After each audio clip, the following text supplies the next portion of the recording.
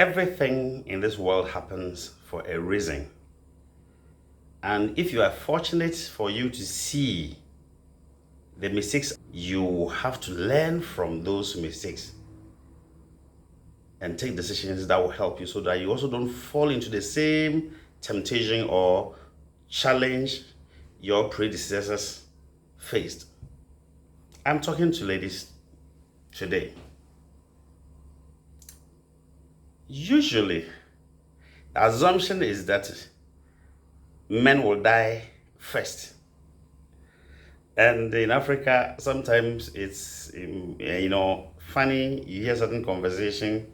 Oh, people will tell their husband, oh, sweetie, why don't you do this and do that and do that so that tomorrow, in case you are not there, the children and I will be able to.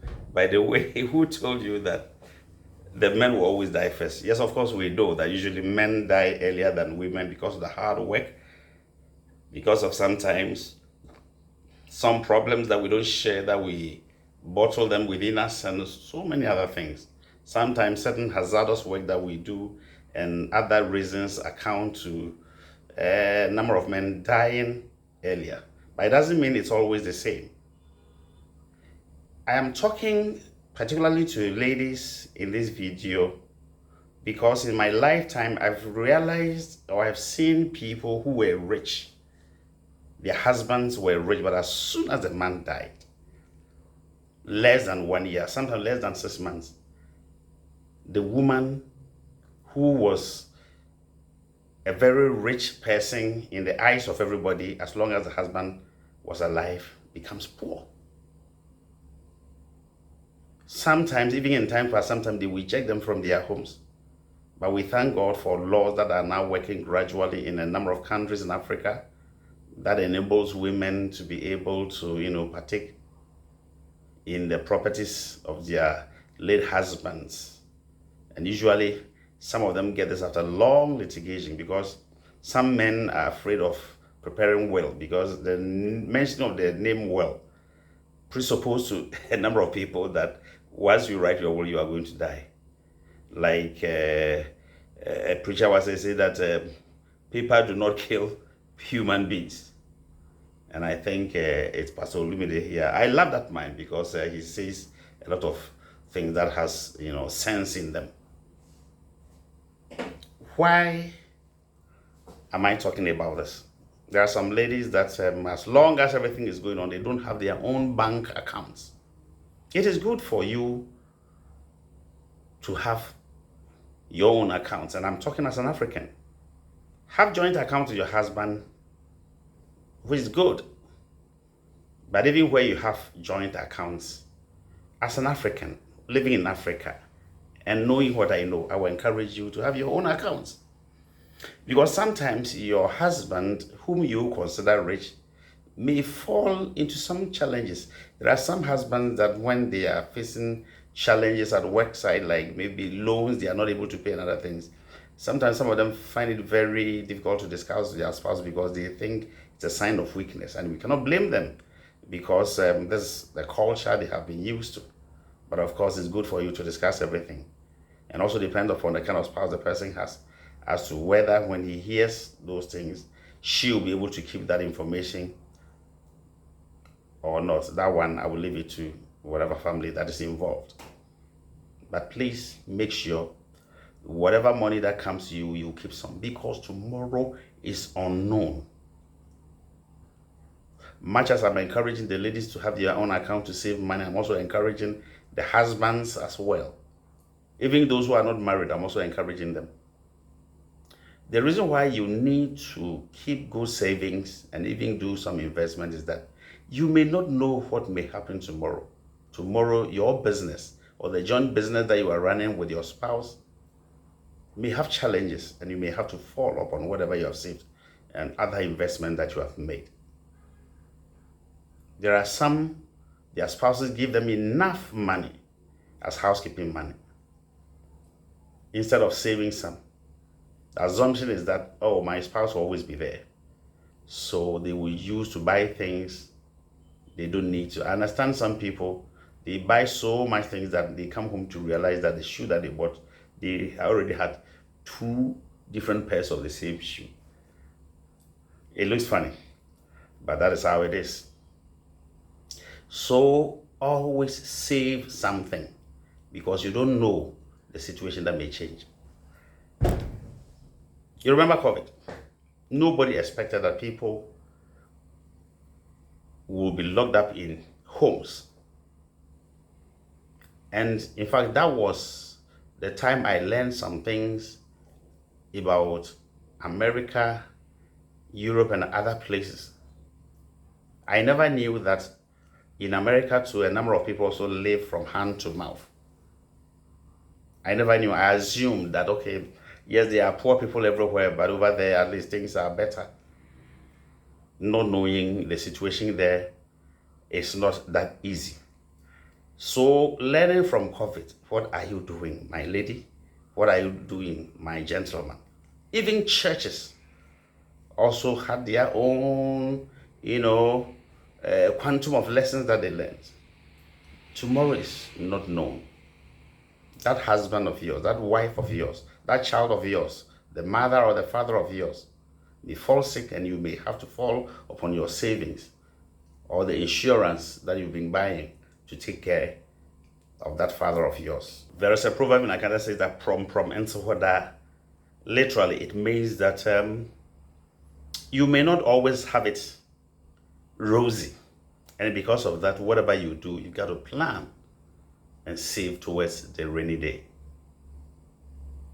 There are some people, as soon as they get married and they have those rings on their hands and they call them maces, they forget about improving upon themselves. Of course, we know there are certain husbands that are a bit difficult, that will find all excuses to discourage their wives from learning additional trade or maybe continuing their education or taking up courses or other things.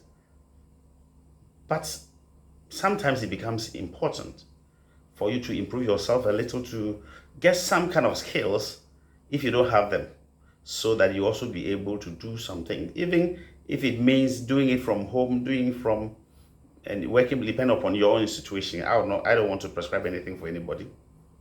You've got to do that. But once you think that, oh, I went to school, I'm not married, I'm Mrs. You will not make any effort to improve upon yourself. The day the one you were leaning on leaves you, that is where you realize that life is difficult. So when you eat banana, keep some of the peels. It's a Proverbs. When you get the money and you are chopping, leave some, save some, because you don't know what will happen tomorrow. You do not know. Life is uncertain. I've seen rich people whose husband have died. Or I've seen rich kids whose father or their mother, who, depending upon which of them was rich, has passed away. And within a year or less than a year, they have become totally poor. And because of these lessons, we have to learn. Even if you did not learn anything at all in life, we have to learn from the lessons COVID gave us. Before COVID, I used to advise some pastor friends of mine that the church will not be able to mobilize resources based upon tithes and offerings alone, or sometimes what they call harvest and other fundraising. If you're a church and you believe you are in the ministry of releasing people from poverty, then think of other ways of investing the money that you get, so that you have that stream of income, that cash flow, that will be able to come and help you to be able to put up your hospitals, your school, to run your orphanages, to help the needy, pay school fees and all those things. But if you depend upon that little resource that come and you don't invest those resources, you will find it wanting. Because always remember, the mistake some do is that they always preach to the members to bring, but they never preach to them to save or invest, fearing that when they tell them to save and invest, they will not bring it. If you hit a particular place, it gets to a place, they'll be whole and nothing will come. If you are a pastor or a preacher and you do not teach your members how to save and how to invest, it will get to a point that everybody will be poor and they will not be able to raise enough resources to come and help. So much as we train them to keep 10% and bring it to the household of God for them to use it or utilize it for the ministry, we must encourage them to also save and invest so that there will always be enough for them to bring it. Because I'm telling you, a lot of them are bringing the 10%, but some of them are not even saving the 10%. So we should, share such that as we encourage them to save, we also encourage them to invest. I'm praying for a day where somewhere in Africa, Ghana, Nigeria, South Africa, anywhere, a church will own a bank or a business. That business will be so rich that when the nation needs a loan or money, they will turn to them and say, can you loan us some money? Yes, we know that one way or the other, we are loaning the government through treasury bills and government bonds and other things. But we are talking about ministries that will be well-resourced, that will be so rich that they will be able to, support their nations when they need money, so that they also be very powerful and influential people to speak into the affairs of the running of our government. Because if you are poor, if you don't have money, your voice do not go anywhere. We must learn from the mistakes of people who have come and gone, the mistakes of individuals, the mistakes of churches, the mistakes of husbands, the mistakes of wives, the mistakes of children and youth, and do our own better. Most of the time when people make omissions or make mistakes, we condemn them. But mistakes and omissions are there for us to learn and improve upon our lives.